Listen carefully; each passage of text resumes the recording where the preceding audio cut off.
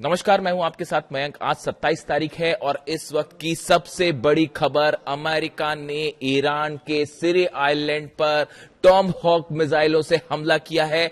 ये हमले ईरान के ड्रोन साइट्स पर किए गए हैं, मिसाइल लॉन्चर्स पर किए गए हैं और रडार्स पर किए गए हैं। देखिए, मैं लगातार आपसे कह रहा था कि जो एमओयू साइन हुआ है वो ज्यादा दिन टिक नहीं पाएगा और ये उसका नया एग्जाम्पल है। एक बार फिर अमेरिका ने ईरान के आइलैंड्स पर हमला किया है, मल्टीपल साइट्स को निशाना बनाया गया है और टॉम हॉक मिसाइल्स का भी इस्तेमाल किया गया है। लेकिन इसके साथ की जो खबर आ रही है वो भी सुन लीजिए। लेटेस्ट अपडेट, ईरान ने पलटवार भी कर दिया है और जो ईरान की तरफ से खबरें हैं उसके मुताबिक ईरान की तरफ से कहा जा रहा है कि हमने अमेरिका की एक मिलिट्री साइट को निशाना बना दिया है, यानी अमेरिका के एक और बेस पर मिसाइल दाग दी है।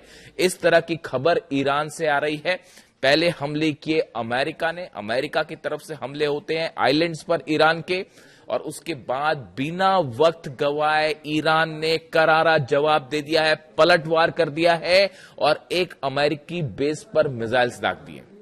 इसके बाद ईरान की तरफ से कहा गया है कि अगर हमला और फिर किया जाएगा तो अब अगला जवाब इससे भी बड़ा होगा और शायद बड़ा हमला होगा। अब ये पूरा मामला हुआ कैसे, ये कैसे आगे बढ़ा और आखिर स्थिति क्यों ऐसी आ गई कि एमओयू के बीच में जो है वो अचानक हमले शुरू हो गए, इसके हम डिटेल में जाएंगे। लेकिन जो पहला मुख्य कारण है, जो कि आप सब समझ ही रहे हैं कि सामने जिस तरह से है, कल भी मैंने आपको बताया था कि हॉर्मूज में सिंगापुर के फ्लैग वाला जो जहाज था एमवी एवर लवली, इसके ऊपर ईरान की तरफ से हमले किए गए। देखिए, दरअसल ये हमला सिर्फ एक जहाज पर नहीं था। जो बताया गया, जो जानकारी आई उसके मुताबिक स्ट्रेट ऑफ हॉर्मूज में 4 टैंकर्स बिना ईरान की इजाजत के, बिना आईआरजीसी के परमिशन के गुजरने की कोशिश कर रहे थे। देखिए, जो एमओयू साइन हुआ है उस एमओयू के मुताबिक स्ट्रेट ऑफ हॉर्मूज में जहाजों की आवाजाही की निगरानी जो है वो ईरान के पास रहेगी, ईरान उस पर नजर रखेगा। ईरान की तरफ से साफ कह दिया गया कि अभी जो हालात हैं इसमें आप यहां से गुजर सकते हैं, लेकिन आप ईरान की सेना को जानकारी दीजिए, आईआरजीसी से जानकारी दीजिए और उसके बाद आप यहां से गुजरिए। लेकिन क्या हो रहा था, पिछले 5 दिनों से लगातार ये कोशिशें हो रही थी कि बिना सेना को, ईरान की सेना की जानकारी के हॉर्मूज से जहाज निकालने की कोशिश हो रही थी। और सबसे जो अहम खबर है, ओमान के जरिए एक नया रास्ता बनाने की कोशिश हो रही थी, जो पूरी तरह से ईरान की सेना को बाईपास करके, यानी ईरान की सेना आईआरजीसी की जानकारी के बिना जहाजों को हॉर्मूज से निकालने के लिए, ओमान के पास से निकालने के लिए एक नया रास्ता बनाया जा रहा था, जो अमेरिका शायद इस पूरे प्लान के पीछे था। ओमान जो अब तक ईरान के साथ मजबूती से खड़ा रहा, लेकिन कैसे पिछले 2-3 दिनों में ओमान की तरफ से बयान आए और ओमान के करीब से रास्ते से जहाज निकालने की कोशिश, ये बड़ा हैरान करने वाला है। ईरान ने इसकी तरफ से आपत्ति भी जताई थी, ओमान के विदेश मंत्री से बात भी हुई थी, लेकिन उसके बावजूद ये सिंगापुर का जो फ्लैग वाला जहाज था लवली, इसको वहां से निकालने की कोशिश हुई। इसके पीछे 3 जहाज और थे, चारों जहाजों पे ईरान ने ड्रोन स्ट्राइक्स करी। उसमें से ये जो सिंगापुर का जहाज था इसको सीधा हिट किया ड्रोन ने। बाकी 3 जहाजों के हालात कैसे हैं वो अभी साफ नहीं है। जो डोनाल्ड ट्रंप कह रहे हैं, कल उन्होंने प्रेस कॉन्फ्रेंस की रात को और उन्होंने जानकारी दी कि जो है 3 ड्रोन हमने रोक दिए, 4थे ड्रोन ने हिट किया जहाज को, इस तरह की बात उन्होंने कही। लेकिन 4 जहाजों को निशाना बनाने की बात कंफर्म कर दी गई है अमेरिका की तरफ से। ऐसे हालात में कल जब डोनाल्ड ट्रंप की प्रेस कॉन्फ्रेंस हुई और उनका यह कहना था कि जो है इसका जवाब दिया जाएगा या इस तरह की जो बातें थी, तभी साफ था कि सेंटकॉम जो है वो अटैक करेगा। और उसके बाद हालात ये हुए कि सुबह होते होते जो है वो सेंटकॉम की तरफ से, अमेरिका की तरफ से हमले किए गए ईरान के सिरी आइलैंड पर, जहां पर वो ड्रोन साइट्स को निशाना पहुंचाया गया, मिसाइल लॉन्चर्स को पहुंचाया गया जहां से हमले होते हैं, या रडार्स को निशाना बनाने की कोशिश की गई और यहां हमले हुए हैं। और मेरी जानकारी के मुताबिक टॉम हॉक मिसाइल का भी इस्तेमाल किया गया है। ये बड़ा गौर करने वाली बात है कि अगर टॉम हॉक मिसाइल का इस्तेमाल है तो ये एस्केलेशन बड़े लेवल पर हो सकता है। लेकिन उसके बाद जैसे ये हमले हुए, ईरान की सेना ने आईआरजीसी ने जो अभी तक खबरें सामने आ रही हैं कि एक अमेरिकी बेस को नुकसान पहुंचा दिया है, मिसाइल हिट कर दिया है। और अब अभी देखना यह है कि ये हिट किस तरह का हुआ है और अमेरिका के मिसाइल, अमेरिका के जो बेस है उसको कितना नुकसान हुआ है। देखिए ये कोई बड़ी बात नहीं है ईरान के लिए, ईरान जब चाहे तब अमेरिका का किसी भी बेस को उड़ा सकता है, पेट्रियट थर्ड नहीं रोक पाएंगे। लेकिन अब ये देखना है कि यहां पर कितना बड़ा नुकसान हुआ है। अब इस बीच में देखिए जेडी वेंस का बयान आया है, उपराष्ट्रपति का। उनका कहना है कि भाई हिंसा का जवाब हिंसा से दिया जाएगा। यानी जेडी वेंस ने ये कहा कि अगर ईरान को कोई आपत्ति थी तो हमें पहले इसकी जानकारी देनी चाहिए थी, टैंकर्स पर हमला नहीं करना चाहिए था, और अब जो है वो हिंसा का बदला हिंसा से दिया जाएगा, हिंसा का जवाब हिंसा से दिया जाएगा। इस तरह से जेडी वेंस का जो जवाब है वो आया है। उसके अलावा देखिए ईरान की तरफ से कहा गया, Iran IRGC condemns the US strike saying Washington has as always violated its commitments. उसने कहा है, ईरान की तरफ से आईआरजीसी ने कहा है कि अमेरिका हमेशा जो वादे करता है, अपने कमिटमेंट करता है, उससे मुकर जाता है, उसको तोड़ देता है। And that Iran's navy has targeted locations in the region where US forces are deployed. इन्होंने कई लोकेशन की बात कर रहा है ईरान कि हमने अमेरिका की कई लोकेशंस पर जहां पर अमेरिकी सैनिक मौजूद हैं उनको निशाना बनाया है। ये ईरान का दावा है, आईआरजीसी का दावा है। लोकेशन शब्द का इस्तेमाल किया गया। आप देखिए बड़े स्पेसिफिक होते हैं वर्ड्स, आपको पकड़ने पड़ेंगे। ये वो एक से ज्यादा लोकेशन, मल्टीपल स्ट्राइक्स की बात कर रहा है ईरान। अभी उसको क्लेम कुछ नहीं कर रहा है, जानकारी सामने नहीं आई है, थोड़ी देर में आएगी सामने। कई जगह अमेरिकी जो जहां पर सैनिक थे उनको निशाना बनाया गया है, अड्डों को, ऐसा कहना है ईरान का। If the aggression is repeated our response will be more extensive. वो उसमें कहा गया है कि अगर फिर से हमले किया अमेरिका ने तो अब अगला जब जो रिस्पॉन्स होगा वो और भी बड़ा होगा।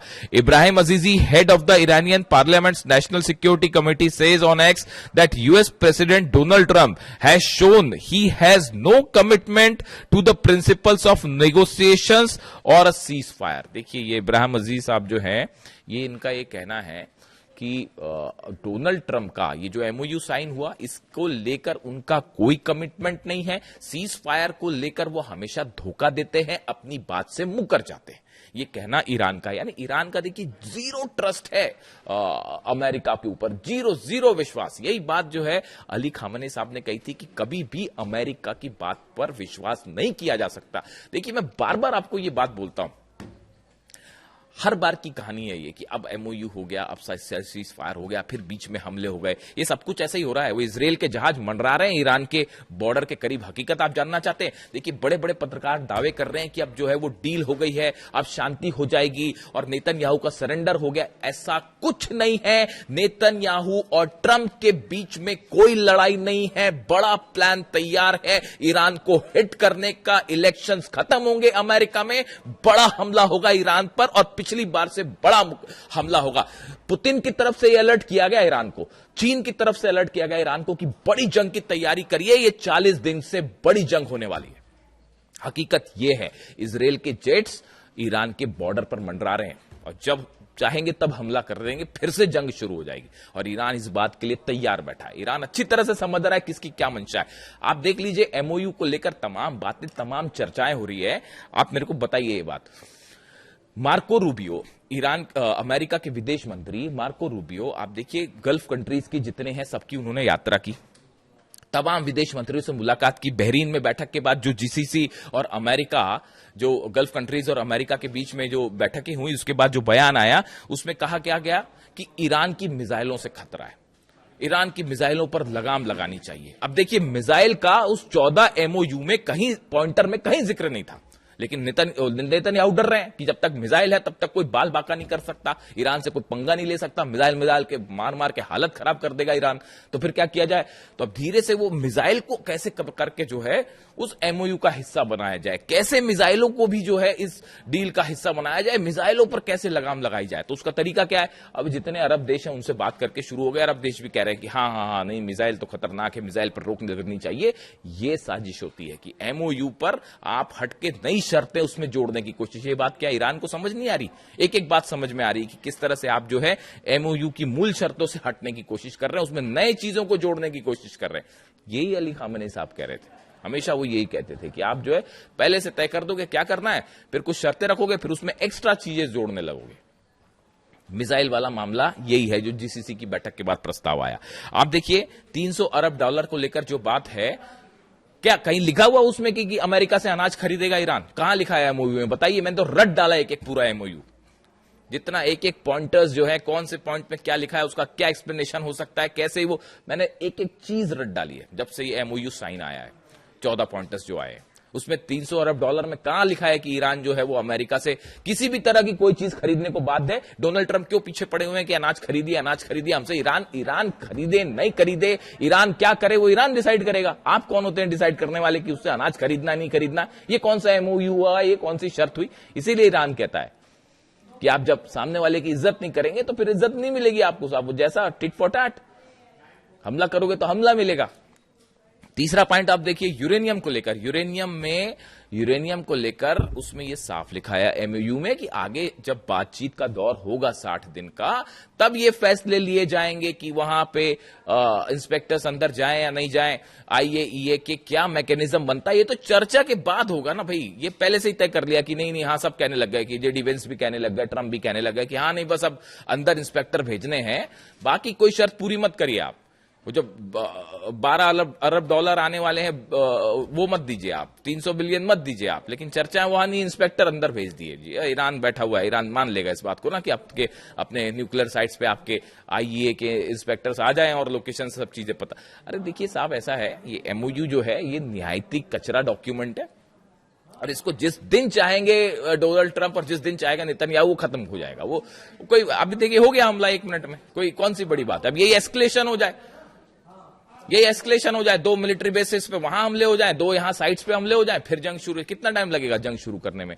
ये जंग एमओयू अपनी सुविधा के मुताबिक। अच्छा कल मैं एक और खबर देख रहा था कि अमेरिका के कुछ सेना के बेसिस खाली किए जा रहे हैं, इस तरह की भी खबर थी। अरे भाई वो सेना के जो बेसिस खाली किए जा रहे हैं वो एक बड़े वॉर प्लान के हिस्से के तहत किए जा रहे हैं कि जहां जहां ईरान ने ठोका है तो ऐसी जगह से बेसिस हटा लीजिए जो हमारे काम के नहीं है और जो जिनका इस्तेमाल स्ट्रैटेजिकली नहीं होना है, वरना वहां पे फिर कैजुअलिटी होगी, फिर जंग होगी, फिर मारेगा खुर्रमशहर, फतेह मारेगा तो क्या करेगा थार्ड और क्या करेगा पेट्रियट? नहीं रोक पाएगा। तो ऐसी जगह के लोकेशंस हटा लीजिए।